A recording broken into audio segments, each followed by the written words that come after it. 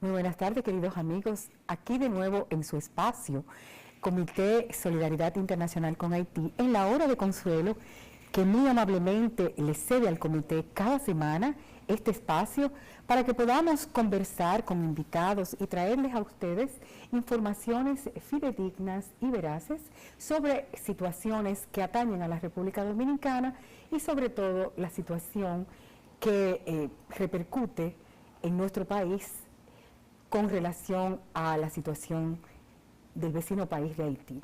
Esta tarde estaremos aquí conversando con un amigo que ya es habitual en este espacio, un amigo comunicador que nos va esta tarde a ayudar con algunos datos estadísticos sobre la situación de Haití y sobre todo sobre la crisis política, económica y social que vive ese país y que, queramos o no, tendrá repercusiones en la República Dominicana.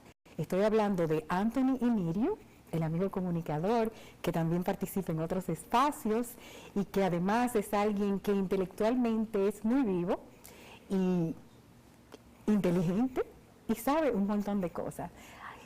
Excusamos la presencia de mi querido hermano, el doctor Juan Miguel Castillo Pantaleón, quien tiene otras ocupaciones que requirieron de su urgente presencia, y también excusamos a nuestro presidente, el doctor Armando Armenteros. Esperamos que con lo que vamos a debatir esta tarde, pues ustedes queden contentos, satisfechos y que sigan concediéndonos su audiencia como cada semana.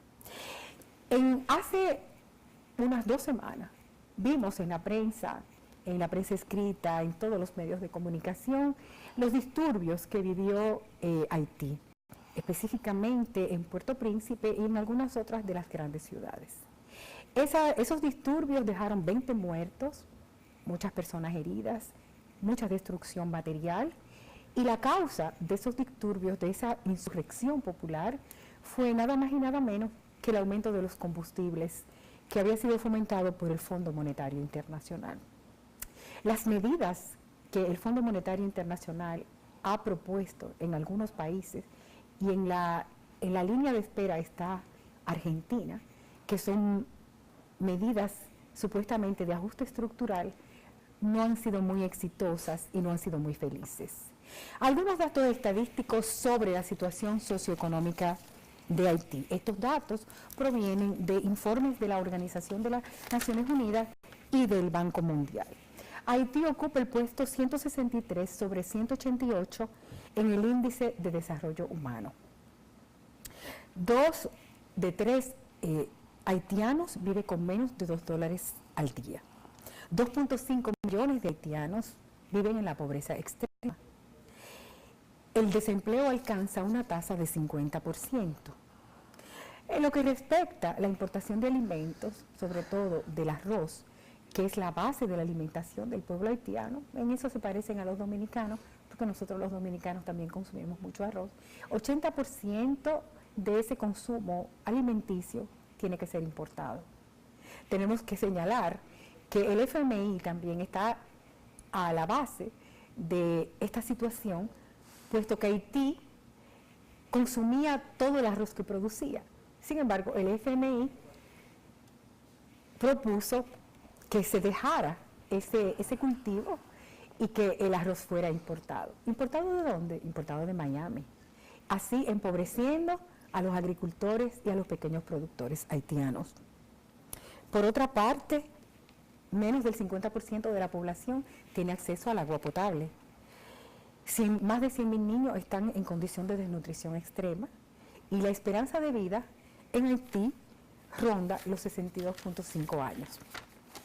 En el índice de los países de ingreso bajo, Haití hay un índice que se mide de 0 a 1 y mide la esperanza de vida al nacer, la escolaridad en años de escolaridad y el PIB por cápita, y el índice de Haití ahí es de 0,493.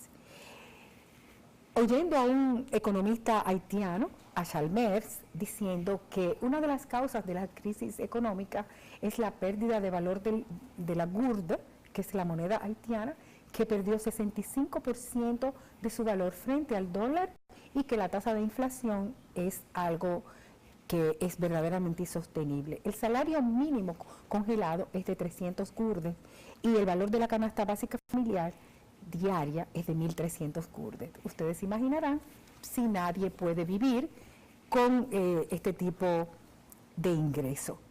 Entonces, este es el fermento sobre el cual se disparó la insurrección, las protestas populares, que llevó a la renuncia del primer ministro, pero que no ha permitido todavía una verdadera salida de la crisis. Vamos a ver qué tiene para compartir con nosotros Anthony Mirio a este respecto. Bueno, ante todo debo de saludar, por supuesto, a toda la teleradio audiencia de este exitoso programa que se ha mantenido a través del tiempo. Creo que se ha hecho camino al andar y el hecho de que estemos hoy aquí es una demostración de ello. Y en segundo lugar, por supuesto, agradecido del privilegio que me permite en su calidad de doctora, una gran intelectual de este país, lo que representa usted, la señora Cristina Aguiar, y para mí es un honor que me haya invitado a acompañarla en esta edición de hoy. De entrada, el cuadro que usted presenta no deja otro sentido que no sea el de un panorama crítico en sus más profundas variables. No solo a nivel social, como usted indicaba, sino a nivel político y económico. ¿Cómo puede regirse un país sobre bases tan débiles, tan precarias, tan fragmentarias, cuando la cohesión social es tan necesaria para la gobernanza y la prosperidad de cualquier nación? El hecho de que 1 de cada 2 haitianos sobreviva, subsista apenas con $2 al día, no nos pone más que en una categoría de espanto, de horror.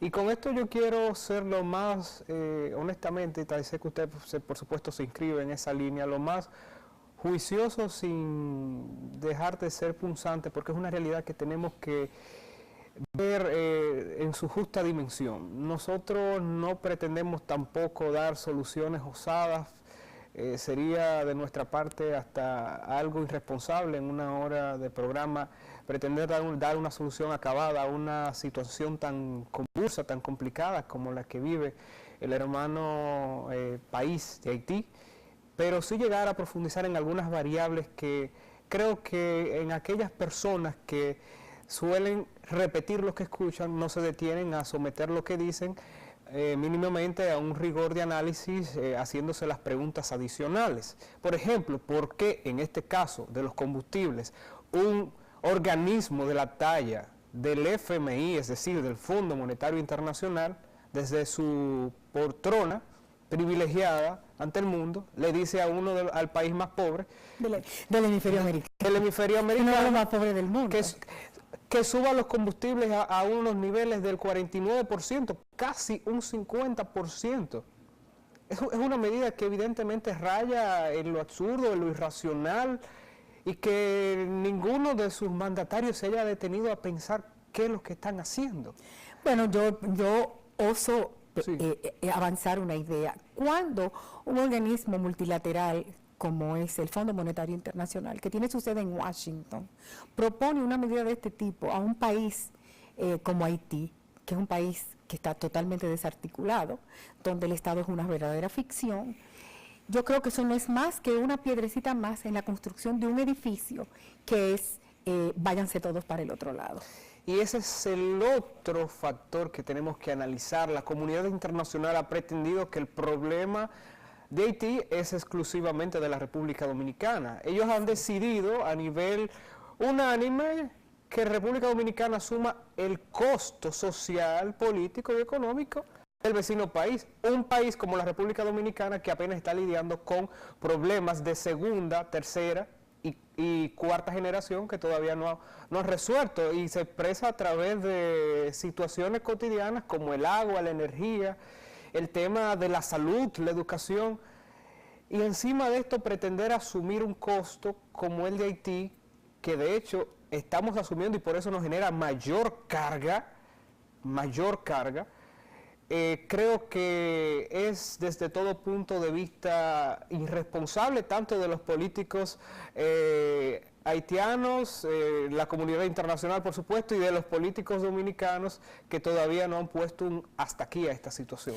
No, porque lo que llama la esa atención, lógica de, por ejemplo, de economía de servicio y frontera abierta, ¿qué es lo que genera?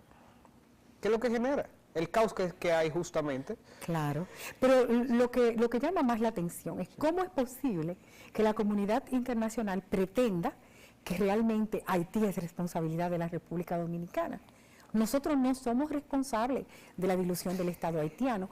¿Qué es lo que puede llevar a la comunidad internacional a imaginar que República Dominicana es el único escape y la única solución al problema haitiano? Seguimos haciéndonos justamente las preguntas adicionales como parte de ese proceso de razonamiento. ¿Qué pretende Francia al tomar la decisión de construir casas para haitianos con la colaboración de Canadá y República Dominicana aquí, en esta parte del territorio de la isla? Bueno, yo pienso que es simplemente como fait accompli.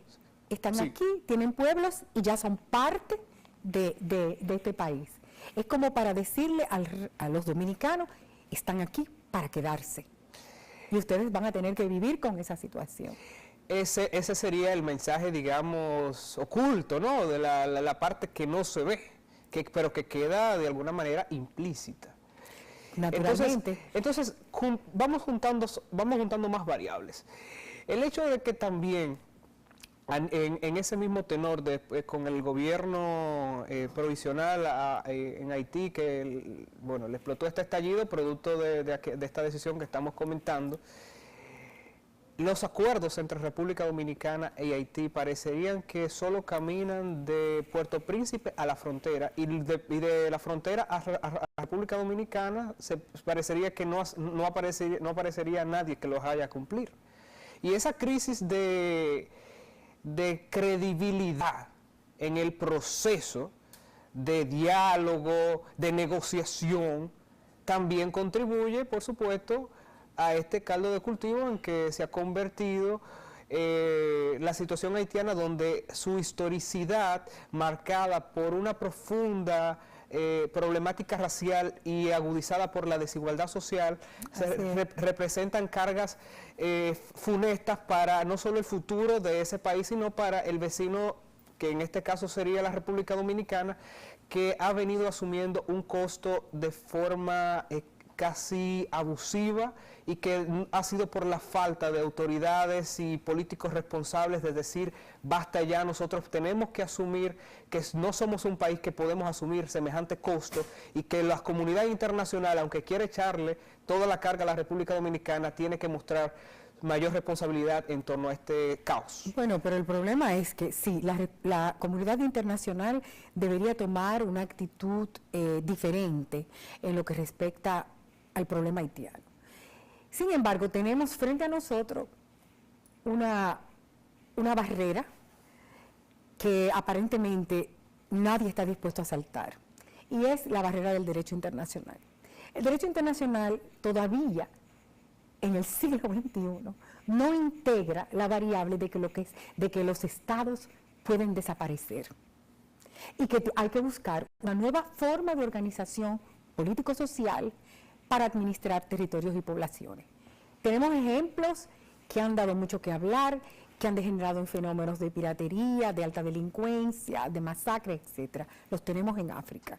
Está el caso de Somalia, que le mantuvieron un asiento en las Naciones Unidas en la Asamblea General, aunque en Somalia no había prácticamente ningún elemento de Estado aparte de la población y el territorio. Tenemos el caso de Haití. El Estado haitiano es una ficción. Es un Estado fallido, ya eso lo determinó no yo, Cristina Aguiar, ni Anthony Emilio, lo dijo la revista Foreign Policy, basándose en un cierto número de índices, que son los que te dan si el Estado existe y si es exitoso. En el caso haitiano, pues ninguno de esos índices se verifican. No hay servicios públicos, no hay Estado civil, no hay un gobierno verdaderamente efectivo, que es uno de los 4 elementos característicos del Estado y que lo definen en el derecho internacional.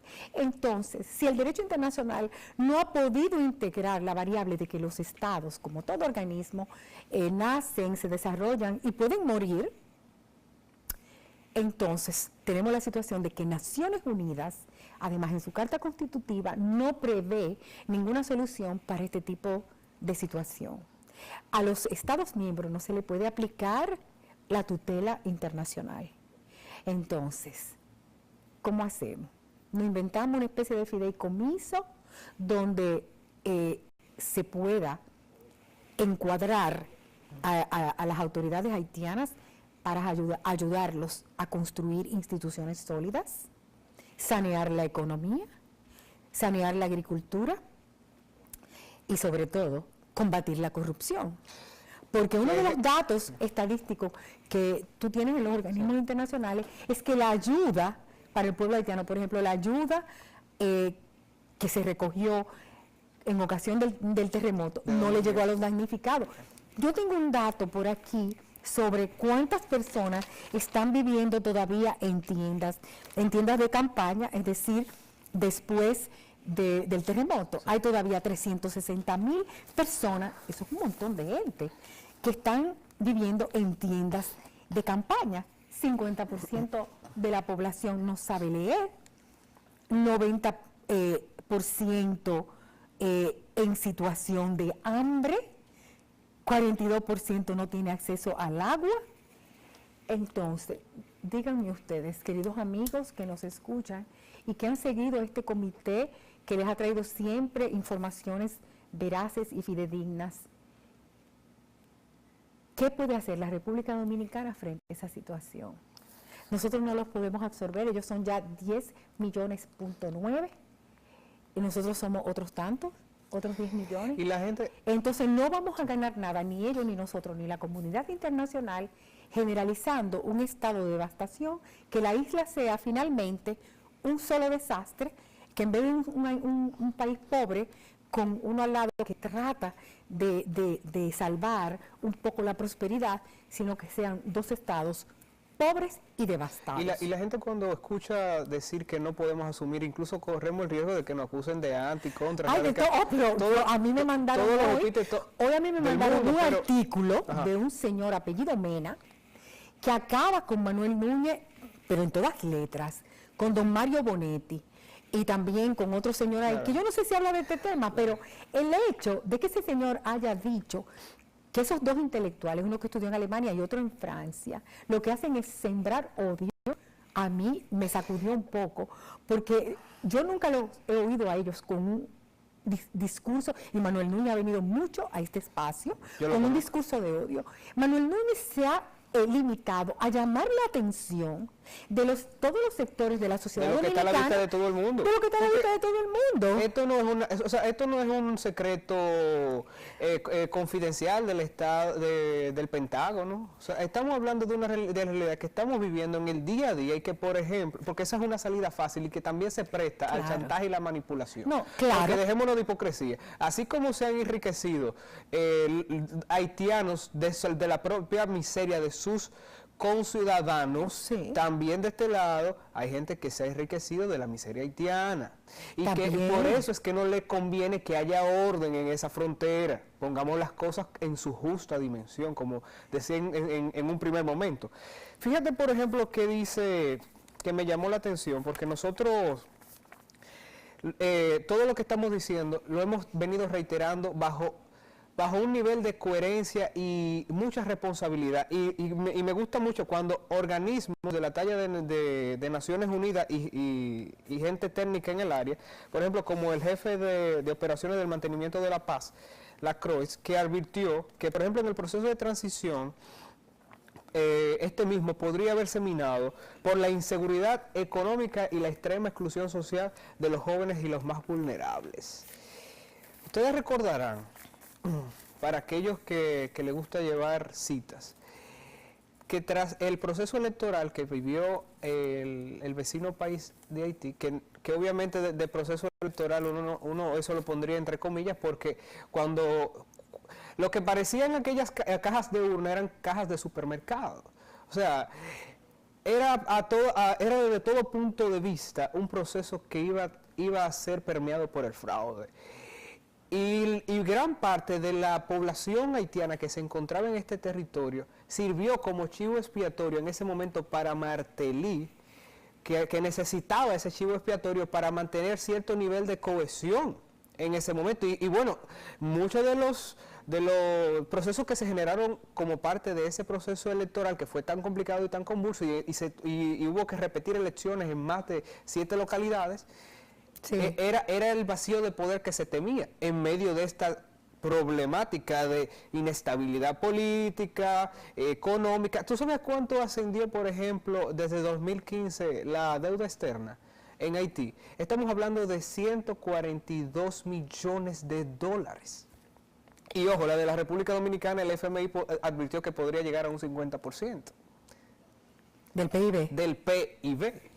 Entonces son indicadores que nos indican ciertas alarmas que nosotros evidentemente tenemos que sopesar y decirnos qué rumbo que estamos tomando.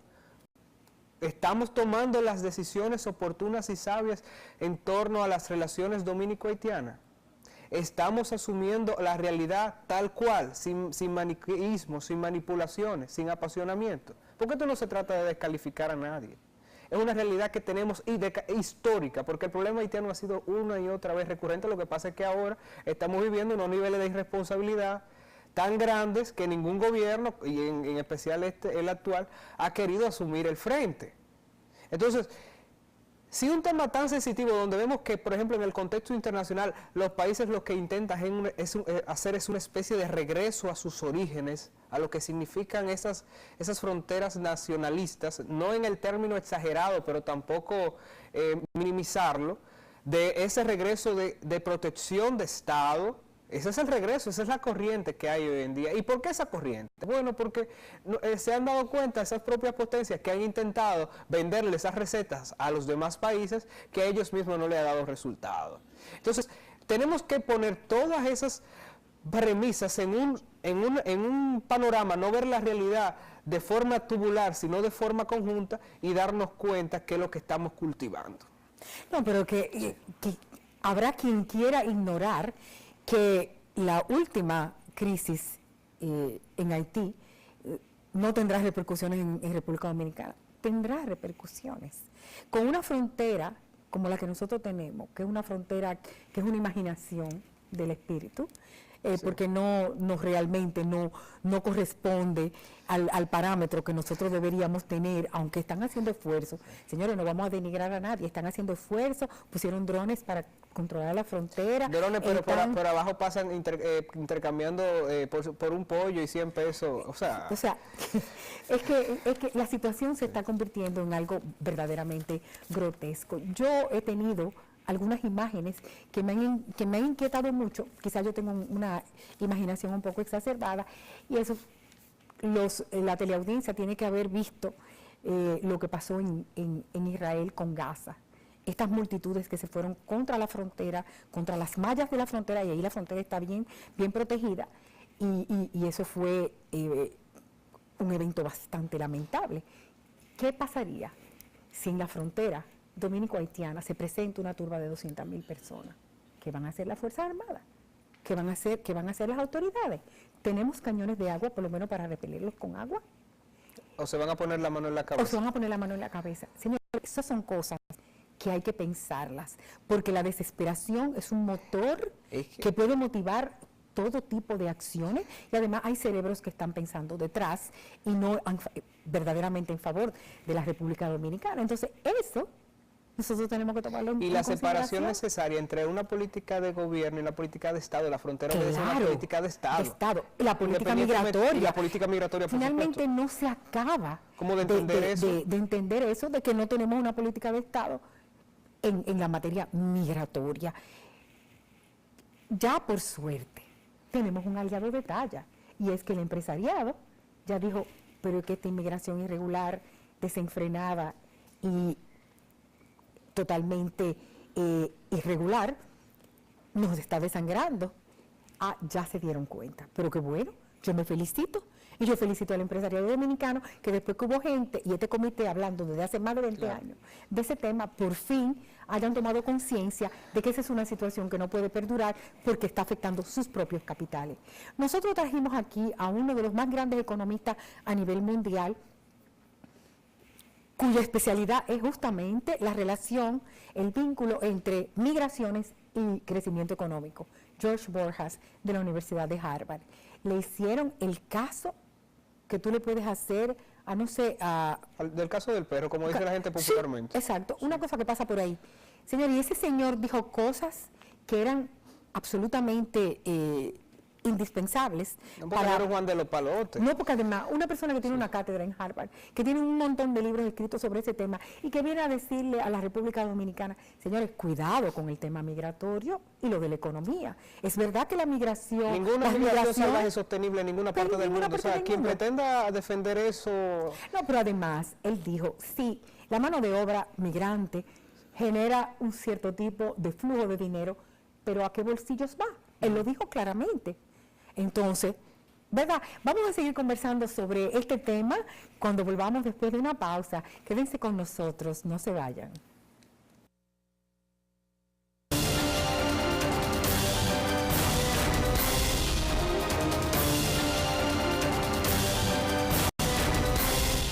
De nuevo aquí con ustedes en este subprograma del Comité Solidaridad Internacional con Haití, que nos cede de manera amable y benevolente doña Consuelo Despradel en la hora de consuelo cada viernes. Estamos aquí conversando con el comunicador Anthony Inirio sobre la situación que prevalece en el vecino país de Haití, las crisis socioeconómica y política que han estado enfrentando y que desembocó hace 2 semanas en unos disturbios que dejaron realmente daños cuantiosos de la propiedad privada y también 20 muertos y unos tantos heridos, con ese desbordamiento de la ira popular frente a medidas que obviamente son medidas de gran injusticia y que no ponen más que de manifiesto como si existiera un plan para cada vez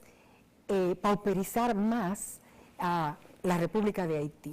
Porque lo irónico de todo esto es que la medida que fue tomada para el aumento de los combustibles formaba parte de un paquete de medidas recomendados por el FMI, entre comillas, Cristina y amables televidentes, para reforzar la maltrecha economía del país caribeño, basado en el aumento de las recaudaciones del Estado. Sí.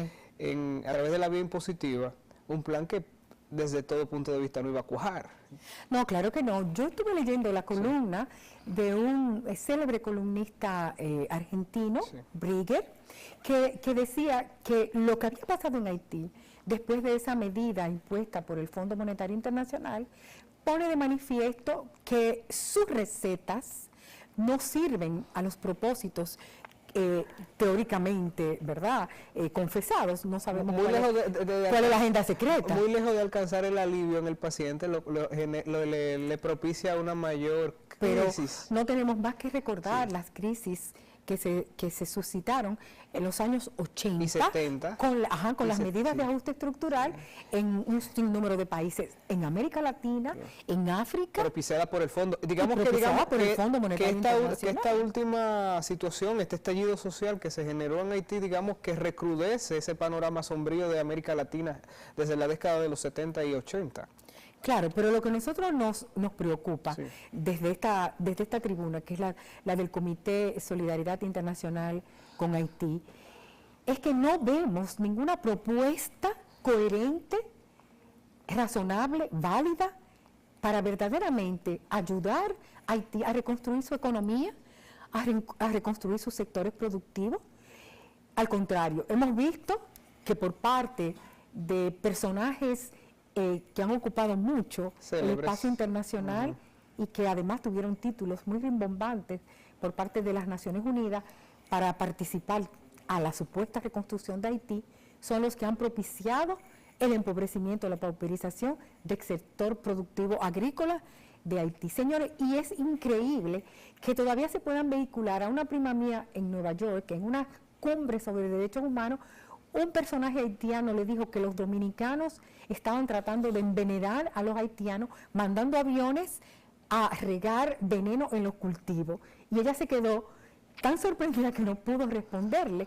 Ese tipo de desinformación, que es muy grave, porque lo único que hace generar es odio, hay que combatirla por todos los medios. ¿Cómo es posible que se pueda imaginar que nosotros los dominicanos queremos envenenar a los haitianos cuando nosotros hemos estado mandándole productos, cuando la mano de obra haitiana en la República Dominicana envía remesas, que justamente esa salida al mercado laboral dominicano le ha permitido a Haití respirar durante muchísimos años, porque nosotros hemos absorbido una parte importante de su mano de obra poco calificada. Cristina, pero en ese tenor no te vayas más lejos. Ponte tú a pensar, y usted señora y señoras que nos escuchen, que la República Dominicana hubiese asumido una decisión como la que tomó Donald Trump, por ejemplo, con los inmigrantes, con la migración mexicana que pasa por la frontera hacia territorio norteamericano, de separar las familias, los niños de sus padres. Una decisión que le produjo un escándalo enorme, que tuvo que buscar la forma de cómo enmendarlo. Claro. Imagínate que, Estados Unidos, el que le dice al mundo, que se cree la policía mundial de decirle al otro lo que tiene y no qué hacer, que aquí se hubiese tomado... Nosotros no para los que hablan de la xenofobia, de la patria, de la discriminación. Toda esa cosa. Señores, la gente tiene que llamarse a cordura.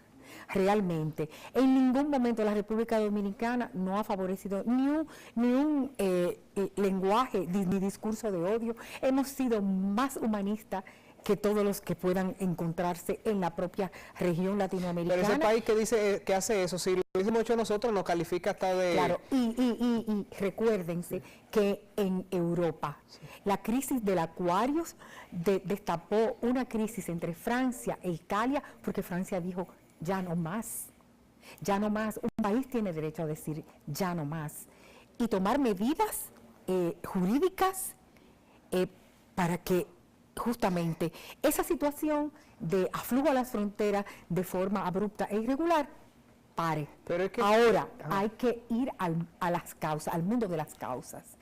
El mundo de las causas es que Haití, como otros países del África subsahariana, no han tenido la oportunidad de desarrollar ni estructuras, ni instituciones, ni agricultura, ni parques tecnológicos. Yo conozco el Burkina Faso muy bien. Es un país que está casi en el Sahel, y yo le decía a las autoridades burkinabés cuando yo iba a impartir docencia, ¿y cómo ustedes se van a hacer para garantizar el desarrollo humano de su población?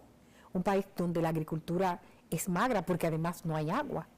Sí, hay un problema increíble ahora con el agua. Entonces, todo eso debe llevar a una reflexión sobre los planes estratégicos en que esos países puedan encontrar vías alternativas para su desarrollo en los parques tecnológicos, en una serie de soluciones que no los empuje únicamente a emigrar hacia Europa o aquí a emigrar hacia la República Dominicana, porque la hierba es un poco más verde, siempre del otro lado de la verja. Hay gente que confunde el análisis de la problemática con una especie de xenofobia, discriminación, nada más alejado de la realidad. Y yo, desde esta tribuna, desde este espacio, lo que aspiro es a un país que en el caso de la República Dominicana, como dominicano, que cumpla las leyes, que haga valer sus leyes. Y por la parte del vecino país de Haití, que encuentre la solidaridad de los que fueron en el pasado sus, digamos, padres a nivel histórico, y no la actitud que está tomando la comunidad internacional de apartar sus miradas de la problemática tan grave que tiene un país como ese, y que obviamente esta media isla, con todas sus carencias y debilidades, aunque no es la misma condición que Haití, obviamente, pero intenta avanzar hacia otro nivel de estadio social que de seguir con esta carga, muy lejos de avanzar, lo que vamos a seguir en contramarcha. Entonces ese es un punto que a mí me gustaría destacar, así ya en el tramo final. Que un país que cumpla sus leyes, que haga valer sus leyes, están ahí, no seguir apostando a la indiferencia y al populismo político, ¿verdad? Y del otro lado, una comunidad internacional que le dé la mirada a Haití, que asuma el rol que tiene que jugar, porque a todo esto, señores, no hemos llenado de tantos maniqueísmos y de tantas interpretaciones erróneas, que hemos perdido la perspectiva. Ningún país, vuelvo y lo reitero, se sostiene con una inmigración salvaje de esa naturaleza. Entra en todo, como dijo alguien alguna vez. No, nosotros tenemos que poner reglas. Y muy lejos de eso alejarse de un discurso xenófobo, racista y todas las cosas, se afianza en un discurso constitucional por el que tanto hemos luchado históricamente. Porque el hecho de haber llegado hasta aquí es producto de las luchas pasadas, no fue al azar. Entonces, creo que tenemos que ir poniendo cada punto sobre las IES para evitar separar la manipulación de la verdad. Eso quería significar. Yo creo que esa es una buena reflexión prácticamente para despedir este programa, porque solidaridad no quiere decir también que vamos a ser totalmente laxistas. Y la comunidad internacional debe también extender su mano, y yo creo que lo más importante para Haití en este momento es poder contar con quien lo ayude a edificar sus instituciones. Porque si no hay instituciones, entonces ¿en qué se sostiene la democracia y finalmente la vida nacional y el futuro de ese país? Yo creo que todos debemos llamarnos a una reflexión sobre esto, y que de alguna manera podamos llamar la atención de nuestras autoridades, sobre todo con el papel que República Dominicana se apresta a jugar en la escena internacional, que es una oportunidad en oro para llamar la atención sobre la problemática que representa un Estado que se está diluyendo, una población que no tiene acceso finalmente a las cosas básicas del desarrollo humano, y que así podamos concitar una verdadera solidaridad, que no es mandarle dinerito para que hagan y que vaya a pagar a las manos indebidas, sino encuadrarlos para que ellos tomen conciencia de su propia construcción. Señores, muchísimas gracias por habernos seguido en esta nueva entrega del programa del Comité Dominicano Solidaridad Internacional con Haití, que les llega a ustedes cada viernes gracias a la solidaridad y benevolencia de doña Consuelo Despradel, que cede su espacio, La Hora de Consuelo, para que nosotros podamos seguir trayendo información fidedigna, que podamos compartir con ustedes las reflexiones que nos traen nuestros invitados, y que así ustedes puedan hacerse su propia opinión sobre los temas que tienen repercusión en República Dominicana, en el tema de las relaciones bilaterales República Dominicana-Haití. Muy buenas tardes, gracias por su atención y hasta una próxima entrega.